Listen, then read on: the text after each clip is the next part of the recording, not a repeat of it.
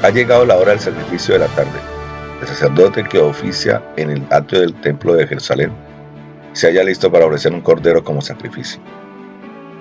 Cuando levanta el cuchillo para matar a la víctima, la tierra se estremece.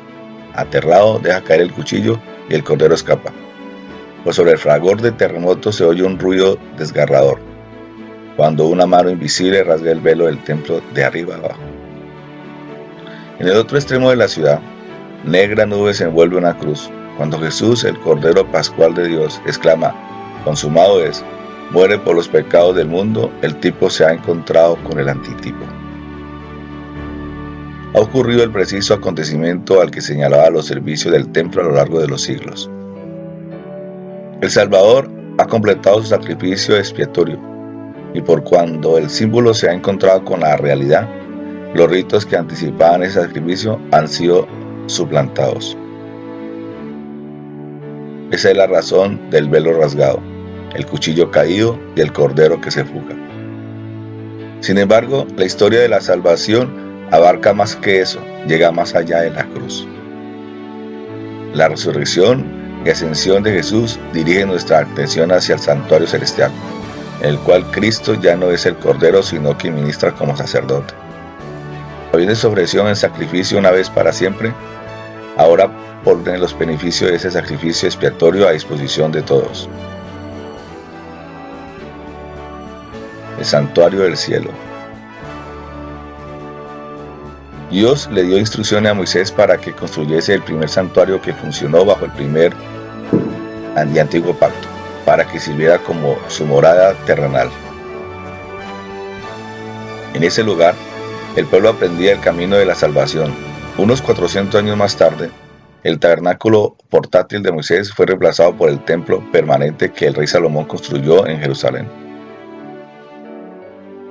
Después que Nabucodonosor destruyó ese templo, los exiliados que volvieron de la cautividad babilónica construyeron el segundo templo, el cual Herodes el Grande remodeló, pero fue destruido por los romanos en el año 70 de nuestra era.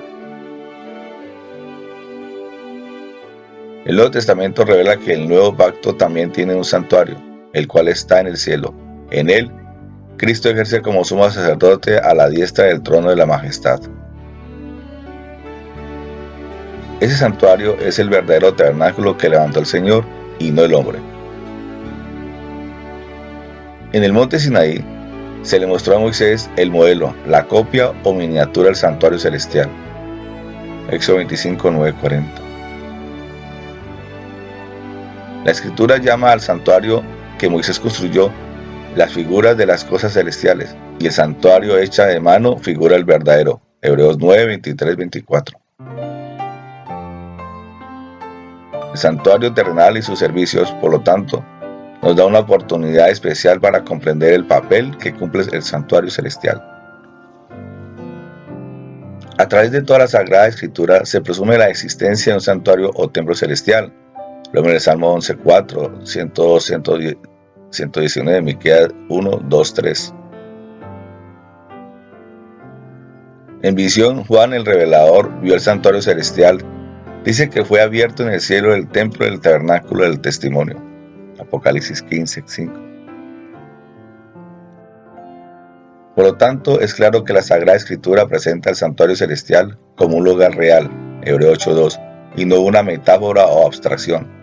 El santuario celestial es la morada primaria de Dios.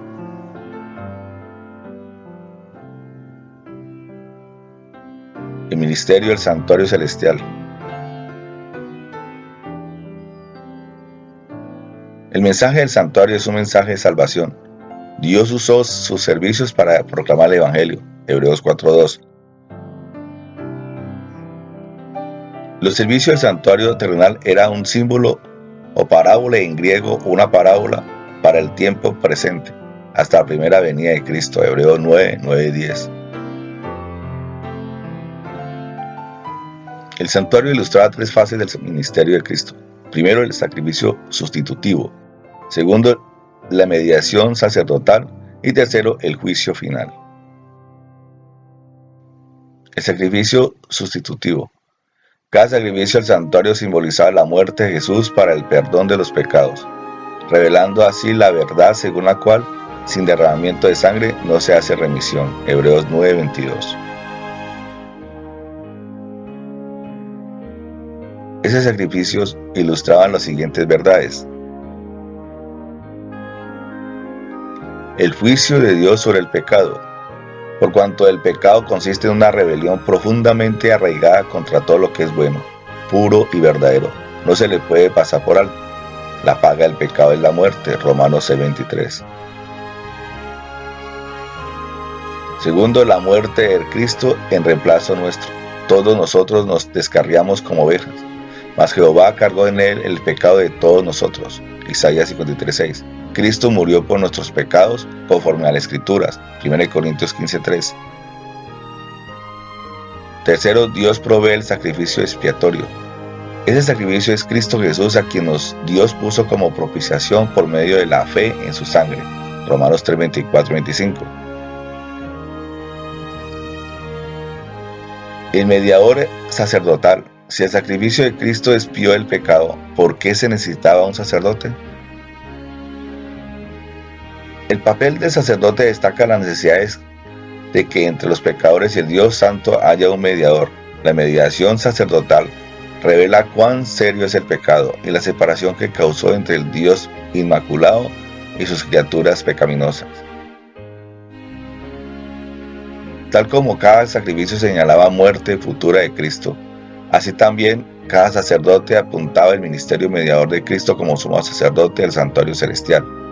Porque hay un solo Dios y un solo mediador entre Dios y los hombres, Jesucristo hombre. 1 Timoteo 2:5. Primero, mediadores y expiación.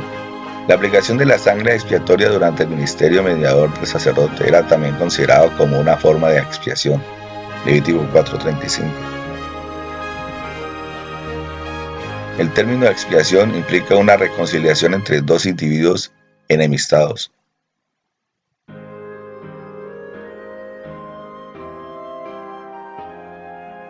Tal como la muerte expiatoria de Cristo reconcilió al mundo con Dios, así también su mediación o la aplicación de los méritos de su vida sin pecado y su muerte en nuestro reemplazo hace que para el creyente la reconciliación con Dios llegue a ser una realidad personal.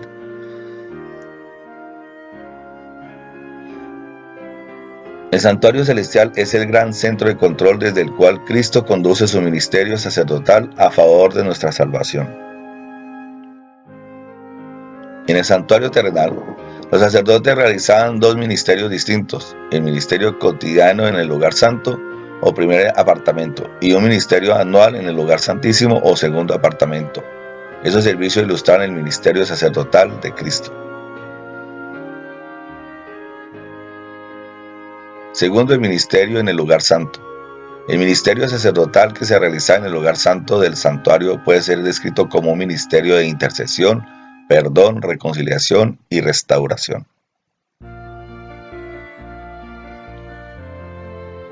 Era un ministerio continuo que proveía constante acceso a Dios por medio del sacerdote. Simbolizaba la verdad de que el pecador arrepentido tiene acceso inmediato y constante a Dios por medio del ministerio sacerdotal de Cristo como intercesor y mediador. El ministerio del lugar santo produce la justificación y la santificación del creyente. El juicio final. Los acontecimientos que sucedían durante el día de la expiación ilustran las tres fases del juicio final de Dios. Primero, el juicio premilenario o juicio investigador, es decir, el juicio anterior al advenimiento de Cristo. Segundo, el juicio milenario. Y tercero, el juicio ejecutivo, que ocurre al fin del milenio. Primero, el ministerio en el lugar santísimo. La segunda división del ministerio sacerdotal está centrada primordialmente en el santuario y gira en torno a la purificación del santuario y del pueblo de Dios. Esta forma de ministerio, cuyo foco era el lugar santísimo del santuario y que únicamente podía realizar el sumo sacerdote, se limitaba a un día del año religioso.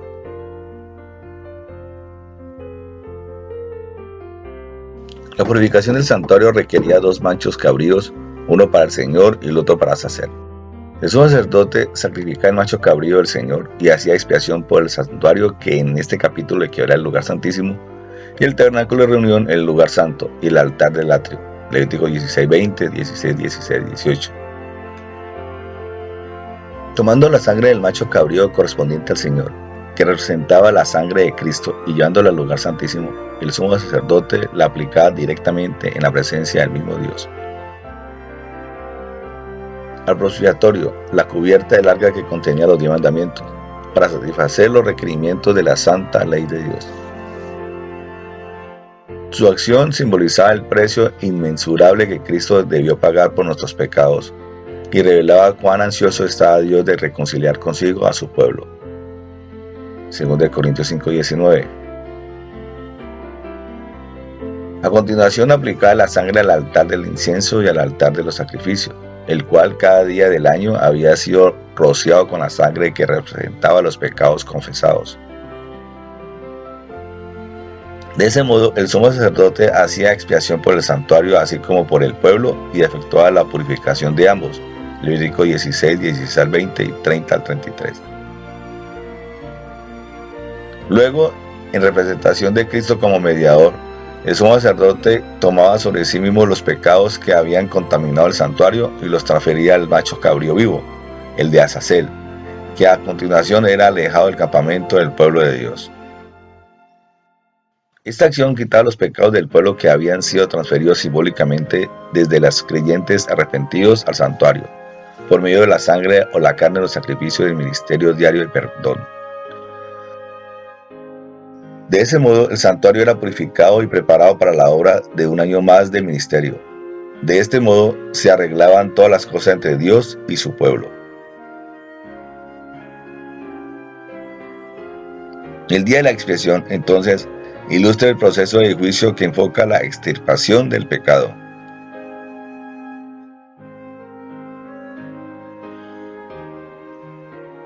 La expiación que se realizaba ese día anticipaba la aplicación final de los méritos de Cristo, que eliminaría por toda la eternidad la presencia del pecado y obtendrá la reconciliación plena del universo en un solo gobierno armonioso bajo la dirección de Dios. Segundo, Azazel, el chivo emisario. La traducción chivo emisario del término hebreo Azazel viene del término latino que usa la Vulgata, caper emisarius, chivo enviado. Un cuidadoso examen del Levítico 16 revela que Azazel representa a Satanás y no a Cristo como algunos han pensado. Tercero, las diferentes fases del juicio. El ritual del día de la expiación, que incluía el chivo emisario, apuntaba más allá del Calvario, al fin definitivo del problema del pecado, la eliminación del pecado y de Satanás.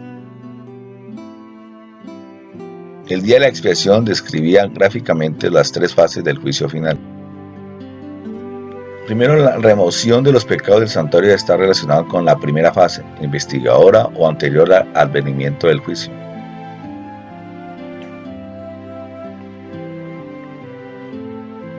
Su enfoque se dirige a los nombres registrados en el libro de la vida, tal como el día de la expiación enfocaba el acto de quitar del santuario los pecados confesados de los penitentes.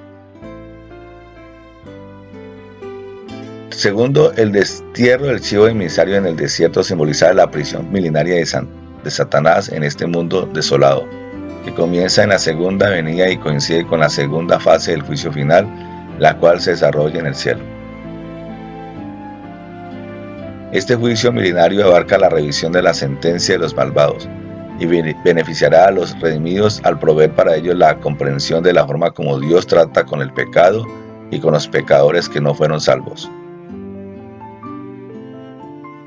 Tercero, el campamento limpio simboliza los resultados de la tercera fase del juicio, es decir, su aspecto ejecutivo, cuando el fuego destruye a los malvados y purifica el planeta.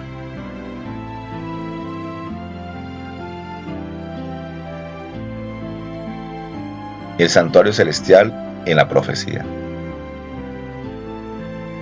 El ungimiento del santuario celestial.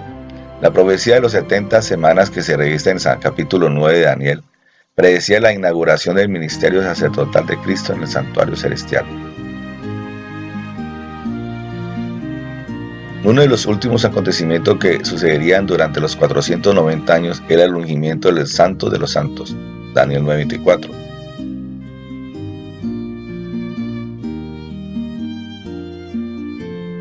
La expresión hebrea Hodesh o Okdeshim significa literalmente santo de los santos.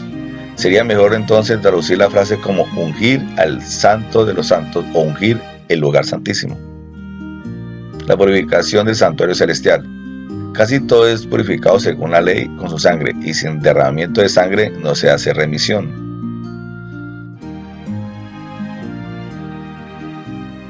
Fue pues necesario que las figuras de las cosas celestiales fuesen purificadas así, pero las cosas celestiales mismas con mejores sacrificios que estos, es decir, la sangre preciosa de Cristo.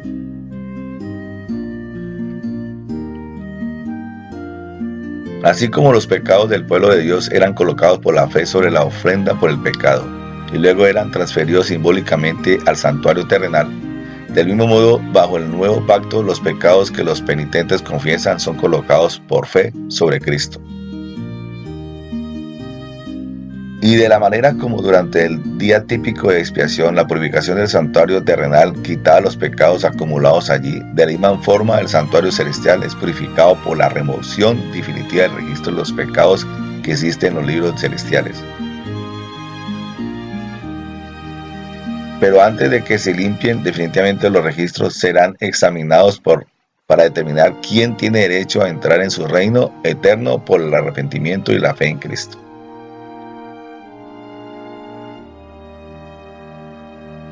Por lo tanto, la purificación del santuario celestial implica una obra de investigación o juicio que refleja plenamente la naturaleza del día de la expiación como un día de juicio. Este juicio, que rectifica la decisión relativa a quienes serán salvos y quienes se perderán, debe realizarse antes de la segunda venida, porque en esta ocasión Cristo vuelve con su recompensa para recompensar a cada uno según sus obras. Apocalipsis 22:12. Entonces también serán refutadas las acusaciones de Satanás. Apocalipsis 12:10. Todos los que verdaderamente se han arrepentido y por la fe reclaman la sangre del sacrificio expiatorio de Cristo han recibido el perdón.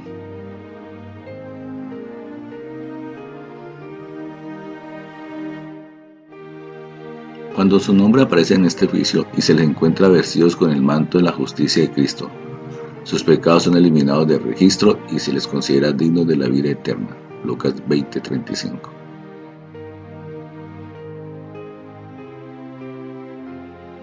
La hora del juicio. Tanto Cristo como el Padre participan en el juicio investigador. Antes de volver a esta tierra en las nubes del cielo, Cristo como Hijo del Hombre viene con las nubes del cielo hasta el Anciano de Días, Dios el Padre, y se presenta delante de él. Daniel 7:13. Desde su extensión, Cristo ha actuado como sumo sacerdote, nuestro intercesor delante de Dios. Pero en esta ocasión viene para recibir el reino. Primero, el eclipse del ministerio sacerdotal de Cristo. Capítulo 8 de Daniel describe la controversia entre el bien y el mal y el triunfo final de Dios. Este capítulo, ministerio sumo sacerdotal de Cristo y la purificación del santuario celestial, un poder terrenal, oscurecería el ministerio de Cristo. El carnero de esta visión representaba el imperio medo-persa. Daniel 8:2. Los dos cuernos, del último de los cuales creció más, describe claramente sus dos fases, de las cuales la parte correspondiente al dominio de Persia surgió en último lugar. Tal como predijo Daniel, este reino oriental extendió su poder al poniente, al norte y al sur, y se engrandecía. Daniel 8:4.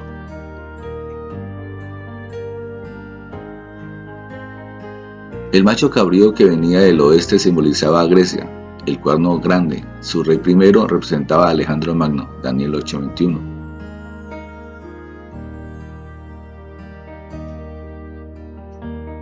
Viniendo del lado poniente, Alejandro derrotó rápidamente a Persia. Luego, pocos años después de su muerte, su imperio se había dividido en 4 reinos. Daniel 8:8-22. Los imperios de Casandro, Lisímaco, Seleuco y Ptolomeo.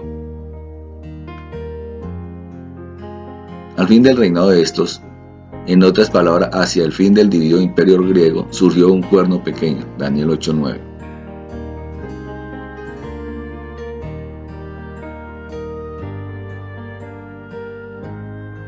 Muchos de los reformadores han identificado este cuerno pequeño como Roma, tanto en su fase pagana como papal.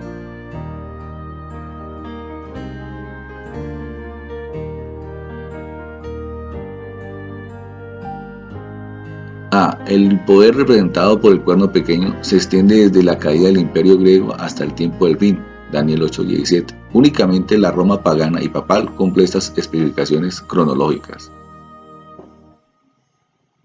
B. Tanto los pies de hierro y barro cocido como los 10 cuernos de la cuarta bestia representan las divisiones de Roma. Estos estados divididos habrían de continuar existiendo hasta la segunda venida. El cuerno pequeño de Daniel 8 aparece en la misma época, se llega a Grecia y es destruido en forma sobrenatural, no por mano humana. Daniel 8, 25-34. C. De Medo-Persia se dice que se engrandecía, de Grecia se afirma que se engrandeció sobremanera. Por su parte, el cuerno pequeño creció mucho. Daniel 8, 4, 8, 9. Roma, uno de los mayores imperios mundiales, se ajusta a esta especificación. Únicamente Roma expandió su imperio hacia el sur, Egipto, el oriente, Macedonia y Asia Menor, y la tierra gloriosa, Palestina, tal como la predecía la profecía, Daniel 8:9.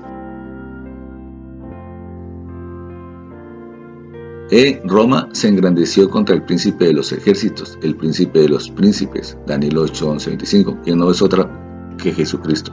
Contra Cristo y su pueblo, así como contra su santuario, el poder de Roma libró una batalla asombrosa. Esta descripción cubre las fases pagana y papal de Roma. La Roma pagana se opuso a Cristo y destruyó el templo de Jerusalén. Por su parte, la Roma papal eclipsó efectivamente el ministerio mediador y sacerdotal que Cristo realizaba en el beneficio de los pecadores en el santuario celestial. Al instituir un sacerdocio que pretende ofrecer el perdón de sus pecados a través de la mediación de seres humanos. Segundo, el tiempo de la restauración, la purificación y el juicio. El descubrimiento parcial del papel de Cristo como nuestro mediador, que hizo la reforma, causó un gran reavivamiento en el mundo cristiano. El papel de Cristo como nuestro sumo sacerdote era hacia el tiempo del fin, Daniel 8:17, cuando comenzaba su obra especial de purificación y juicio, además de su ministerio intercesor continuo, Hebreos 7:25. La visión de cuando Cristo comenzaría este ministerio antitípico del día de la expiación, la obra del juicio del investigador, Daniel 7, y la purificación del santuario, hasta 2300 tarde y mañana, luego el santuario sería purificado, Daniel 8:14. Por cuando la visión se refiere al tiempo del fin, el santuario a que alude no puede ser terrenal, ya que este fue destruido en el año 70 de nuestra era. La profecía, por lo tanto, debe referirse al santuario del nuevo pacto que está en el cielo, el lugar en donde Cristo ministra a favor de nuestra salvación. ¿Qué son los 2300 días o 2300 tardes mañanas? ¿Qué es lo que dice en el original hebreo? En Génesis 1, una tarde y mañana es un día. El tiempo que especifica una profecía simbólica es también simbólico. Un día profético representa un año. Así, los 2300 tarde mañana significan 2300 años literales. Daniel es la clave para descifrar Daniel 8. Dios comisionó al ángel Gabriel para que le enseñara la visión al profeta Daniel, pero su impacto le causó tal espanto al profeta que se enfermó y Gabriel debió interrumpir su explicación. En Daniel 9 viene el ángel Gabriel para continuar explicando la visión de los 2300 tardes y mañanas. En Daniel 9:24, Gabriel vuelve a introducir la visión de los 2300 días. Su deseo de explicar los elementos cronológicos de la visión de Daniel 8 aclara por qué introduce su explicación refiriéndose a la profecía de las 70 semanas. Las 70 semanas o 490 años están determinadas para los judíos y Jerusalén, Daniel 9:24. El verbo hebreo subyacente es hatat, cortar o dividir. Gabriel le dice a Daniel que 490 años debían ser cortados del periodo mayor de 2300 años. Como punto de partida para los 490 años, Gabriel señaló la salida de la orden para restaurar y edificar a Jerusalén, Daniel 9:25, la cual fue promulgada en el año 457 a.C., el séptimo año de Artajerjes. Los 490 años terminaron en el año 34 de nuestra era. Si cortamos o restamos 490 años de los 2300, quedan 1810 años. Como los 2300 años debían extenderse a 1810 años más allá del año 34 de nuestra era, llegan hasta el año 1844. El estudio de las enseñanzas bíblicas acerca del santuario reveló que en 1844 Cristo se presentó ante el anciano de días y comenzó la fase final de su ministerio sumo sacerdotal en el santuario celestial. Ese ministerio era el antitipo de la purificación del santuario que se realiza en el día de la expiación y que en Daniel 7 se escribe como el juicio investigador anterior al advenimiento. Significado en el contexto de la gran controversia. La vindicación del carácter de Dios. Por medio de las actividades del cuerno pequeño, Satanás procuró desafiar la autoridad de Dios. Las acciones de este poder han pisoteado y arrojado reproches sobre el santuario celestial, el centro del gobierno de Dios. Las visiones de Daniel señalan un juicio anterior al advenimiento en el cual Dios pronunciaría un veredicto de condenación sobre el cuerno pequeño y por extensión sobre el mismo Satanás. A la luz del Calvario, todas las acusaciones de Satanás serán refutadas. Todos comprenderán y estarán de acuerdo en que Dios estuvo siempre en lo correcto, que no tiene responsabilidad alguna por el problema del pecado. Su carácter saldrá inmaculado de la prueba y su gobierno de amor será confirmado. La vindicación del pueblo de Dios. El mismo juicio que resulta en la condenación del poder apóstata del cuerno pequeño fue dado a favor de los santos del Altísimo. En verdad, este juicio no solo vindica a Dios delante del universo, sino también a su pueblo. El juicio y la salvación.